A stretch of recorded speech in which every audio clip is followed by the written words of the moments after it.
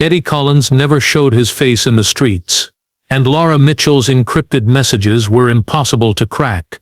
Together they controlled Britain's deadliest heroin empire, a silent mafia operating in the shadows, hidden behind black balaclavas and digital codes. But as the violence escalated and the police closed in, cracks began to form in their fortress of silence, threatening to expose a criminal network that had ruled the country's darkest corners for years.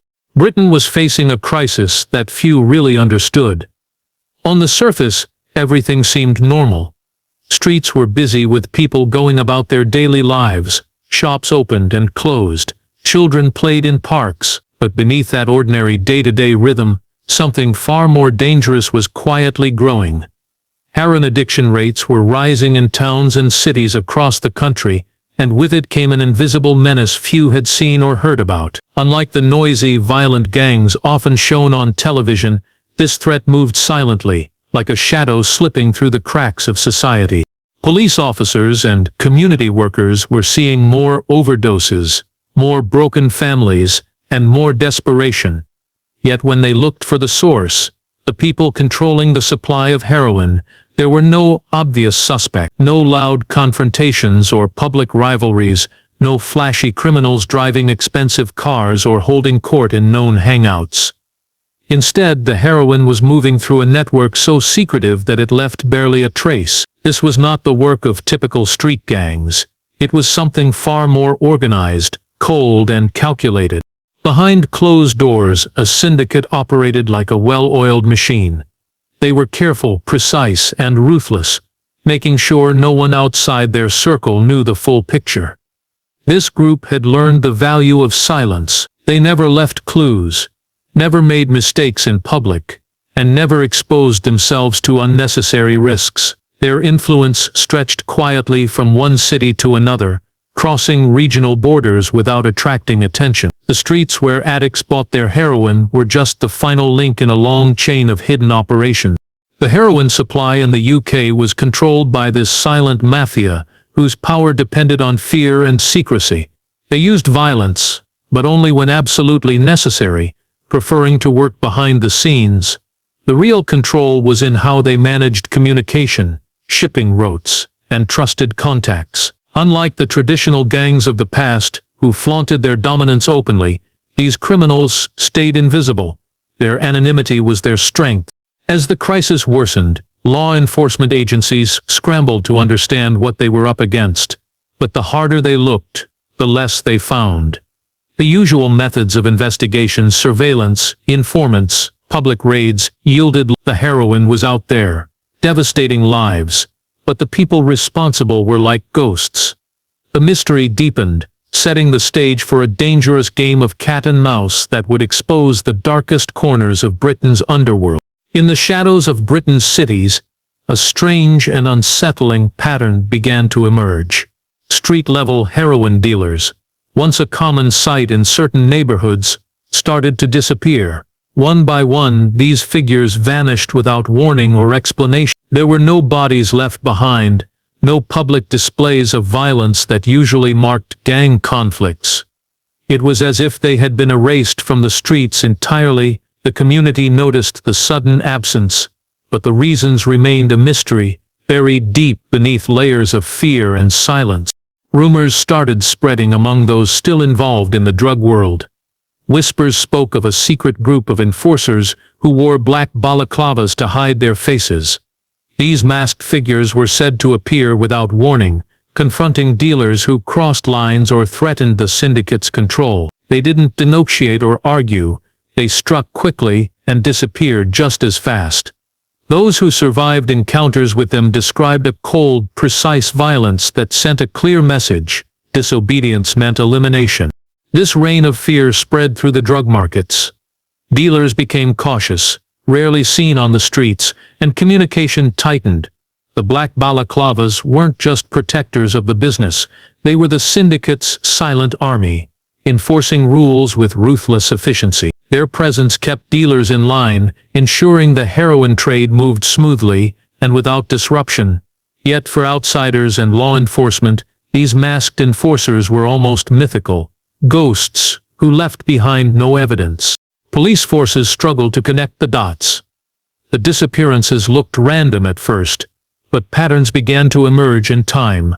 Victims were mostly low-level dealers who might have tried to sell drugs from outside the syndicate's territory or who failed to pay their dues. However, attempts to investigate were often blocked by a wall of silence in communities where fear was stronger than trust. Witnesses were too scared to come forward, and informants vanished before they could talk. The black Balaclavas operated in the shadows, making it nearly impossible for law enforcement to act. Their careful planning and secrecy meant few clues were left at crime scenes. Even CCTV cameras captured only fleeting glimpses of masked figures, impossible to identify. This invisible threat controlled the streets with quiet brutality, maintaining a grip on the heroin supply chain that was as effective as it was terrifying. The disappearances were only the beginning of a deeper and darker story waiting to unfold. As investigators dug deeper into the mysterious heroin network, they discovered an unexpected obstacle. The syndicate communicated using coded language and encrypted technology. Unlike traditional gangs who often relied on face-to-face meetings or simple phone calls, this group had adapted to a new digital age, where messages could be hidden in plain sight. Dealers and middlemen didn't just talk openly, they sent secret messages that looked like ordinary conversations, but held dangerous orders beneath the surface. These encrypted apps were specially designed to keep communication private. Messages disappeared after being read, and users could only connect through invitation, making it almost impossible for outsiders to infiltrate. Even when police managed to seize phones or devices, the data was locked behind layers of complex encryption, leaving investigators frustrated and searching for new ways in. The syndicate's use of technology gave them a powerful shield, making them nearly invisible online. Alongside the encrypted messages, investigators found that the syndicate used coded language to mask their plans. Words that sounded innocent or everyday, names of fruits, animals or random objects were actually secret signals. For example, apples might refer to a shipment of heroin, while dogs could mean a warning or a threat. This clever system allowed them to talk openly without raising suspicion from law enforcement or rival gangs. Anyone who wasn't part of the inner circle would never guess the true meaning. The syndicate constantly changed their codes to stay ahead of anyone trying to crack them. Just when police thought they had figured out one set of phrases, the criminals switched to new words or started using symbols and emojis that added another layer of confusion. This constant shifting created a cat-and-mouse game between the authorities and the syndicate, with each side racing to outsmart the other. Attempts to hack into the encrypted apps were difficult, requiring expert knowledge and patience. Even when technology experts got close, the syndicate's use of secure networks and virtual private connections made tracing messages back to the source nearly impossible. This digital fortress protected the heroin trade and kept the syndicate one step ahead. The use of coded language and encrypted technology revealed just how sophisticated the organization was. They weren't just street-level criminals, they were a modern, secretive network using the latest tools to control the heroin supply, all while remaining hidden behind a wall of silence and code. This new challenge pushed investigators to rethink their approach and prepare for a dangerous, unseen battle in the digital shadows. The heroin that flooded Britain's streets didn't arrive by accident. Behind the scenes, an elaborate network moved shipments across borders with remarkable precision. Unlike the obvious smuggling methods seen in movies, large containers at ports or high-speed boat chases, the syndicate used quiet, unexpected routes that law enforcement hadn't fully considered. Their methods were clever and sometimes invisible to the naked eye. Most heroin entered the UK from Europe, hidden in everyday goods that passed through customs unnoticed. Small packages were concealed inside shipments of fruit, furniture, or electronics, blending in with legitimate trade. This made detection incredibly difficult, as customs officers were overwhelmed by the sheer volume of imports and rarely found the tiny, well-hidden drug parcels. The syndicate took advantage of this, using trusted couriers and insiders who knew exactly how to avoid raising suspicion. But it wasn't just the ports. The syndicate exploited less obvious pathways, including forgotten railway lines and hidden tunnels. Some of these roads had been abandoned for years, quietly repurposed to move illegal goods beneath the surface of cities and towns. These underground paths were perfect for transporting heroin away from prying eyes, avoiding the checkpoints and surveillance that monitored roads and ports. In some cases, the heroin shipments were broken into smaller parts and moved through a series of handoffs between different couriers. This method, known as splitting, made it nearly impossible for police to track the entire journey of the drugs. Each courier only knew their small piece of the operation, reducing the risk that one captured person could expose the entire network. Corruption also played a role in the supply lines. Investigations revealed that some officials and workers at key points, ports, warehouses, and transport hubs had been bribed or threatened into cooperating. Their cooperation ensured that shipments moved smoothly, with security checks turned blind or falsified paperwork covering the illicit cargo.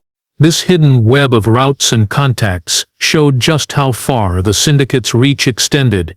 It wasn't just a street-level problem, it was a carefully managed supply chain operating across the country, controlled by a group skilled in avoiding detection. The heroin that devastated communities was the result of a well-organized network that hid in plain sight, moving through unexpected places while remaining almost untouchable. This realization forced investigators to widen their focus and look beyond the obvious to uncover the true scale of the operation. The black Balaclavas were more than just a symbol of fear. They were the syndicate's silent enforcers, moving unseen but leaving a lasting impact. These masked figures were the muscle behind the operation, trained and ruthless, tasked with protecting the syndicate's interests through violence and intimidation. Unlike the chaotic brawls or reckless showdowns often associated with gangs, their actions were controlled, precise, and calculated to send a clear message without drawing unwanted attention. CCTV footage from a few key locations revealed glimpses of these enforcers, dark shapes moving quickly in and out of alleyways, faces hidden beneath the black masks, bodies moving with a practiced efficiency. They were always in groups, striking as a unit before disappearing into the night. Their attacks were swift, breaking bones, smashing windows, delivering threats that silenced entire neighborhoods. But after the violence, they left no signs that could be traced back to them. No tattoos, no voices, no identifiable features. The enforcer's presence was enough to keep street dealers in line. If anyone tried to challenge the syndicate's rules or sell heroin independently, the black Balaclavas would make sure they learned the consequences fast. It wasn't just about punishment. It was about control. The fear they inspired was a powerful tool, making sure everyone knew their place in the chain. Dealers didn't dare speak openly or resist because the price was too high. Despite their importance, very little was known about who these enforcers really were. They operated in the shadows, their identities carefully hidden even from others within the syndicate. Some were believed to be former soldiers or criminals with special training, chosen for their loyalty and ability to stay silent. Others might have been local recruits, desperate for money and willing to follow orders without question, but no one outside the organization knew for sure. For police, catching the black Balaclavas proved almost impossible. Without faces to identify and with attacks that left minimal forensic evidence, law enforcement had few leads. Witnesses feared retaliation and rarely spoke up, making investigations stall. The enforcers' use of masks was more than disguise. It was a way to erase themselves from the story entirely. Their silent presence ensured the syndicate's grip on the heroin trade remained strong. Through violence hidden in darkness, the black Balaclavas controlled the streets without drawing the spotlight, embodying the deadly quiet power that kept Britain's silent mafia in command. Inside the syndicate's tightly controlled world, trust was rare and betrayal even rarer, until a low-level courier decided she had endured enough. Fed up with the constant violence and fear, she took a dangerous step by secretly cooperating with the police. This decision was risky, putting her life on the line, but it offered a chance to expose the network that had kept heroin flowing unchecked for so long. Her information was invaluable. She revealed the inner workings of the syndicate, describing how ordered violence and fear She took a dangerous step by secretly cooperating with the police. This decision was risky, putting her life on the line, but it offered a chance to expose the network that had kept heroin flowing unchecked for so long. Her information was invaluable. She revealed the inner workings of the syndicate, describing how orders were passed down through a chain of trusted individuals, each knowing only a small part of the operation. This structure was designed to protect the bosses at the top, but her testimony helped investigators piece together some of the organization's hidden layers. She explained how encrypted messages were sent, who the key players were, and how shipments were coordinated across different regions. Perhaps most importantly, she described tensions within the syndicate. Power struggles were brewing beneath the surface, with some members pushing to take control or expand their territories. These internal conflicts weakened the once unbreakable silence, creating openings for law enforcement to exploit. The courier's insights gave the police a clearer picture of the syndicate's vulnerabilities. Her cooperation sparked a wave of hope within the investigation. For the first time, police believed they could break through the wall of secrecy that had protected the Silent Mafia. Plans were made to use her information to target specific members and disrupt shipments. This informant became a key asset, her knowledge a beacon in the dark world of encrypted messages and masked enforcers. But the decision to betray the syndicate came with immense danger. Those loyal to the organization were always watching for signs of disloyalty, and any slip-up could mean deadly consequences. The courier had to move carefully, protected by the police but constantly at risk. Her disappearance or silence would send a chilling message to others considering the same path. Her story revealed the human cost of fighting such a secretive criminal network. It was not just a battle of law enforcement against criminals, but a struggle for survival among those caught in the syndicate's grip. The courier's courage opened a crack in the silence, but it also showed just how fragile any hope of justice really was. Just as the investigation gained momentum and hope began to grow, everything took a sudden and dangerous turn. The key informant, the courier who had bravely risked everything to help the police, vanished without a trace. No warnings, no clues, just silence. It was clear she had been silenced, most likely by the syndicate's enforcers. Her disappearance sent shockwaves through the investigation team and the wider law enforcement community. The loss of the informant was a major setback. All the progress made with her information suddenly felt fragile and vulnerable. Investigators scrambled to piece together what had happened, fearing that without her, the syndicate would regain control of the situation. The sudden disappearance also raised alarming questions about security within the police operation itself. How had the syndicate found out about her cooperation? Was there a leak inside? As suspicions grew, evidence began pointing toward a disturbing truth. A mole had infiltrated the investigation. Someone inside the police force was feeding information back to the syndicate, allowing them to stay one step ahead. Every raid that should have been a surprise seemed anticipated. Every intercepted shipment narrowly missed. The syndicate was playing a dangerous game of deception, manipulating the investigation from within. This betrayal shattered trust inside the team. Officers grew suspicious of each other, and communication became strained. The mole's presence created an atmosphere of paranoia, making it difficult to coordinate actions or share information openly. Investigators had to question everything, unsure who was truly on their side. The syndicate's ability to infiltrate the police force revealed a chilling depth of their reach and influence. For the syndicate, the mole was a powerful weapon. With inside knowledge, they could adapt quickly, avoiding traps and protecting their key members. This inside help kept the organization alive when it might otherwise have been exposed. It also served as a warning to those thinking of defecting or cooperating with authorities. The syndicate was watching closely, even from within. The betrayal delayed the crackdown on the Silent Mafia, extending their reign over Britain's heroin trade. The investigation faced its darkest hour, forced to confront the reality that the enemy was not only outside, but hidden within the very forces sworn to stop them. The battle against the syndicate had become more complicated and dangerous than anyone had imagined. As the investigation pushed deeper into the syndicate's web, a startling figure began to emerge.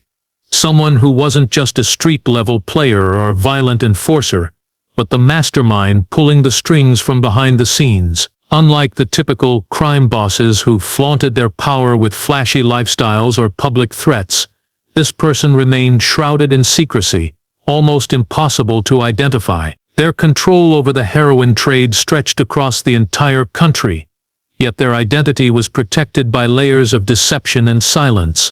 This hidden boss operated like a ghost, never appearing in person or even on video calls. Instead, they used trusted intermediaries to communicate, carefully avoiding any direct contact that could expose them. Their instructions traveled through encrypted apps and coded messages, making it difficult for law enforcement to trace orders back to their source. Even within the syndicate, only a few trusted lieutenants knew the true identity of this leader, and those secrets were fiercely guarded. Investigators realized that this mastermind wasn't a typical gangster. Instead, they were someone with resources, intelligence, and connections far beyond the usual criminal underworld. Their influence reached into legitimate businesses, allowing them to create front companies that masked the illegal operations. Money flowed through these fronts, laundering the profits and hiding the syndicate's true scale. This level of sophistication was unlike anything police had seen before. The mastermind's ability to stay hidden wasn't just luck. It was part of a carefully planned strategy. By remaining in the shadows, they avoided the risks that come with public exposure, such as rival attacks or law enforcement raids. Their power depended on remaining unseen, controlling the network silently while others took the fall if things went wrong. This invisible leadership made the syndicate stronger and harder to dismantle. For the police, uncovering this figure became the ultimate goal. Without identifying and capturing the mastermind, the entire operation could continue unchecked. But the deeper the investigation went, the clearer it became that this person was protected by more than just secrecy. They had built a fortress of loyalty, fear, and corruption around themselves. The revelation of such a hidden boss shifted the investigation into new territory. It was no longer just about stopping street-level dealers or violent enforcers.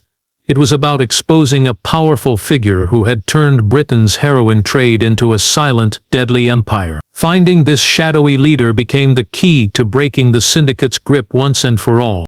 With the identity of the mastermind still hidden and the syndicate's grip tightening, law enforcement launched a daring and complex operation, codenamed Operation Nightfall. This was not a typical raid or arrest.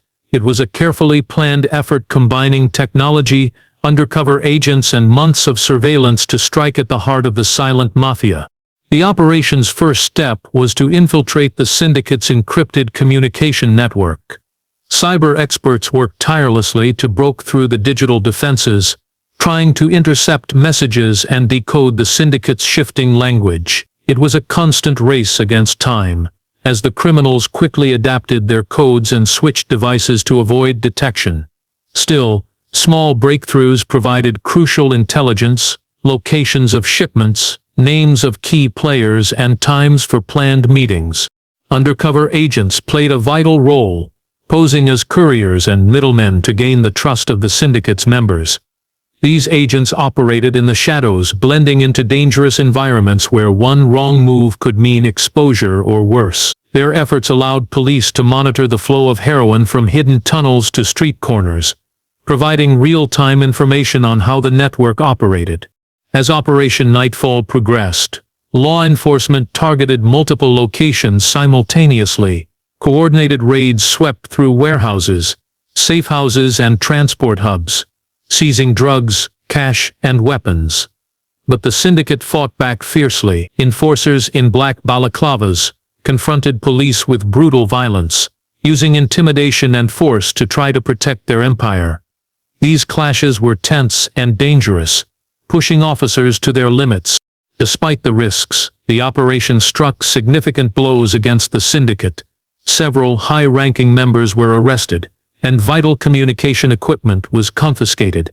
Yet, the mastermind remained elusive, their layers of protection holding firm. Each arrest revealed more about the organization, but also showed how deeply entrenched and resilient it was. Operation Nightfall was a turning point, exposing the syndicate's weaknesses while highlighting its strength. It demonstrated that technology and